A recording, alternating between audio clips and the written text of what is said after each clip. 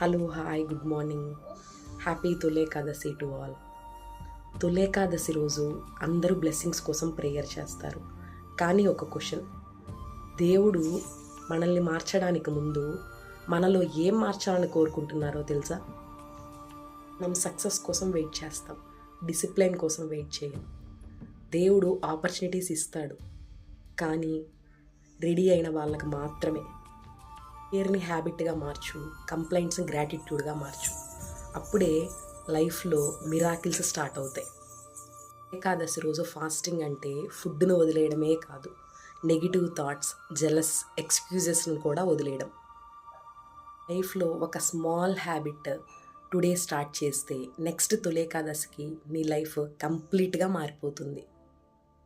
తులేకాదశి రోజు ఒక ప్రామిస్ చేసుకో, దేవుడు డోర్ ఓపెన్ చేస్తాడు, నేను ఫస్ట్ స్టెప్ మాత్రమే వెయ్యాలి అని.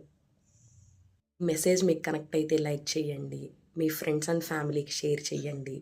ఇలాంటి పవర్ఫుల్ మోటివేషన్ కోసం రైజ్ విత్ సింధు ఛానల్ని సబ్స్క్రైబ్ చేయండి. హ్యాపీ తొలి ఏకాదశి. Thank you.